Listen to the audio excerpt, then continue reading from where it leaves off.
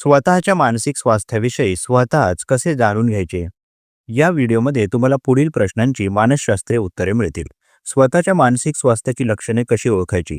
माझी मानसिक तब्येत ठीक आहे की नाही हे कसं तपासायचं? मानसिक आरोग्य चांगलं आहे की बिघडलं आहे हे कसं कळतं?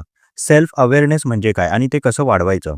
नकारात्मक विचार ओळखून थांबवण्याचे मानसशास्त्रीय मार्ग.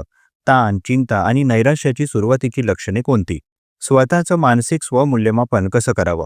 भावनांना ओळखण्याची आणि समजून घेण्याची सोपी पद्धत. झोप, भूक आणि मानसिक स्वास्थ्य यांचा संबंध. मानसिक स्वास्थ्य सुधारण्यासाठी रोजच्या सवयी कोणत्या? अशाच निरनिराळ्या प्रश्नांची उत्तरे तुम्हाला या व्हिडिओमध्ये मिळतील. व्हिडिओ शेवटपर्यंत नक्की पहा. चला तर मग सुरू करूया. आपण शरीराची काळजी घेतो. ताप आला, वेदना झाल्या की लगेच डॉक्टरांकडे जातो. पण मनाची तब्येत बिघडली तर ती लगेच लक्षात येत नाही. अनेकदा आपण म्हणतो ठीक आहे, सगळं नॉर्मल आहे. पण आतून थकवा, चिडचिड, अस्वस्थता वाढत जाते. म्हणूनच स्वतःच्या मानसिक स्वास्थ्याची जाणीव करून घेणे ही खूप महत्त्वाची सवय आहे. स्वतःकडे प्रामाणिकपणे पाहण्याची क्षमता म्हणजे सेल्फ अवेअरनेस ही मानसिक आरोग्याची पहिली पायरी आहे. याबाबत प्रसिद्ध मानसशास्त्रज्ञ डॅनियल गोलमन यांनी भावनिक बुद्धिमत्तेच्या संकल्पनेत स्पष्ट केलं आहे की आपल्या भावना ओळखता येणे हीच भावनिक संतुलनाची सुरुवात आहे. नंबर 1. आपल्या भावनांकडे लक्ष द्या. सगळ्यात आधी स्वतःला विचारा, मला सध्या कसं वाटतंय? आनंदी, चिंताग्रस्त, निरुत्साही की रिकामं? अनेक वेळा आपण भावना दाबून ठेवतो. पण भावना दाबल्या तर त्या नाहीशा होत नाहीत. त्या वेगळ्या स्वरूपात बाहेर पडतात. उदाहरणार्थ, वारंवार डोकेदुखी, झोप न लागणे किंवा अचानक राग येणे. दररोज 5 मिनिटे शांत बसून स्वतःच्या भावनांना नाव द्या. मला ताण जाणवतोय, मला भीती वाटते. एवढं साधं वाक्यही मन हलकं करतं. नंबर 2. विचारांची पद्धत तपासा. आपण सतत नकारात्मक विचार करत आहोत का? मी काहीच करू शकत नाही, माझ्यामुळे सगळं बिघडलं, असे विचार वारंवार येत असतील तर मानसिक थकव्याचं लक्षण असू शकतं. ॲरोन बेक यांनी सांगितलेली संकल्पना म्हणजेच कॉग्निटिव्ह डिस्टॉर्शन, म्हणजेच विचारांमधील चुका. आपण एखाद्या छोट्या अपयशावरून स्वतःला पूर्णपणे अपयशी समजतो. ही पद्धत ओळखणे खूप गरजेचे आहे. नंबर 3. झोप आणि भूक याकडे लक्ष द्या. मानसिक स्वास्थ्य आणि झोप यांचा थेट संबंध आहे. झोप नीट लागत नसेल, खूप जास्त झोप येत असेल, भूक कमी झाली असेल किंवा जास्त खाण्याची सवय लागली असेल तर मनात काहीतरी चालू आहे याची ती खूण असू शकते. दीर्घकाळ झोपेची अडचण राहिल्यास चिंता आणि नैराश्य वाढू शकते. म्हणून शरीराचे संकेत गंभीरपणे घ्या. नंबर 4. ऊर्जा आणि उत्साह तपासा.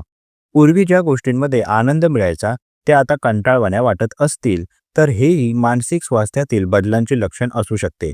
कामात रस न लागणे, लोकांपासून दूर राहण्याची इच्छा होणे, सतत थकवा जाणवणे या गोष्टींकडे दुर्लक्ष करू नका.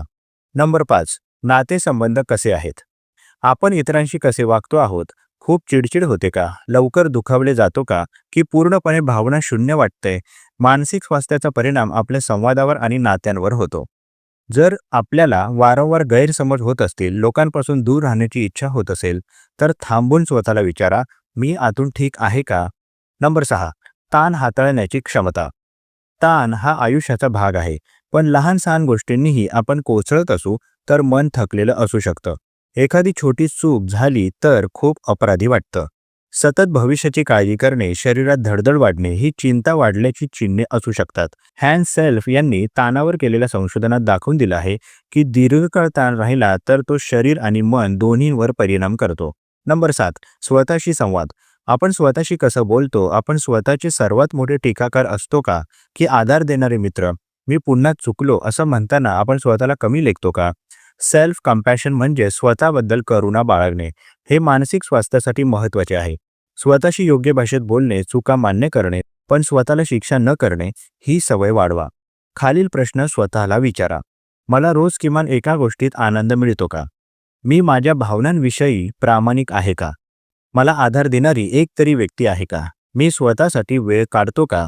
या प्रश्नांची उत्तरे नाही अशी वारंवार येत असतील तर स्वतःकडे अधिक लक्ष देण्याची वेळ आली आहे. नंबर 9. डायरी लिहिण्याची सवय. दररोज थोडंसं लिहा. आज काय वाटलं? काय आवडलं? काय त्रास झाला? लेखन मनातील गुंतागुंत कमी करतं. अनेक संशोधनांमध्ये दिसून आलं आहे की नियमित लेखन केल्याने ताण कमी होतो आणि भावनिक स्पष्टता वाढते. नंबर 10. मदत घेण्याची तयारी. स्वतःचं निरीक्षण करणे महत्त्वाचं आहे, पण सगळं एकट्याने पेलण्याची गरज नाही. जर दीर्घकाळ निराशा, भीती, झोपेचा त्रास किंवा स्वतःबद्दल नकारात्मक विचार वाढत असतील, तर मानसोपचार तज्ज्ञांची मदत घेणे योग्य आहे. मदत घेणे म्हणजे कमजोरी नाही, उलट ती सजगतेची खूण आहे. शेवटी एक गोष्ट लक्षात ठेवा, मानसिक स्वास्थ्य म्हणजे कायम आनंदी असणे नाही. दुःख, राग, भीती या भावना नैसर्गिक आहेत. प्रश्न असा आहे की त्या भावनांमध्ये आपण बुडतोय का, की त्यांना समजून घेतोय? स्वतःकडे प्रामाणिक नजरेने पाहणे, भावना ओळखणे, विचार तपासणे, शरीराचे संकेत ऐकणे आणि गरज वाटली तर मदत घेणे, या सगळ्या छोट्या पायऱ्या मिळून मानसिक स्वास्थ्य मजबूत बनते. मनाची काळजी ही एकदाच करण्याची गोष्ट नाही, ती रोजची सवय आहे. जसं आपण रोज दात घासतो, तसं रोज मनाकडे थोडंसं लक्ष देणं आवश्यक आहे. कारण शेवटी आपलं मनच आपल्याला आयुष्याचा अनुभव देत असतं. त्याची काळजी घेणं हीच खरी स्वतःवरची जबाबदारी आहे. प्रस्तुत मानसशास्त्रीय लेख तुम्हाला कसा वाटला जरूर कळवा. तुमची प्रतिक्रिया आमच्यासाठी महत्त्वाची आहे. तुम्ही सुद्धा कमेंट बॉक्समध्ये एखादा विषय लेखनासाठी सुचवू शकता. त्यावर लवकरात लवकर आम्ही व्हिडिओ प्रकाशित करण्याचा प्रयत्न करू. तसेच हा उपयोगी व्हिडिओ उपयोगी लोकांना जास्तीत जास्त शेअर करा. मानसशास्त्र संबंधित अशाच नवनवीन माहितीसाठी आम्हाला फॉलो करायला विसरू नका आणि आपल्या अधिकृत व्हॉट्सॲप चॅनलमध्ये सहभागी होण्यासाठी 9137300929 या क्रमांकावर व्हॉट्सॲप करा. तेथे लगेचच तुम्हाला व्हॉट्सॲप चॅनलची लिंक मिळेल. मानसिक समस्येवर गोळ्या घेण्यापेक्षा अधिकृत मदत घ्या. त्यासाठी वर दिलेल्या क्रमांकावर फोन किंवा व्हॉट्सॲप करू शकता. लवकरच एका नवीन विषयासोबत इथेच भेटूया. तूर्तास धन्यवाद.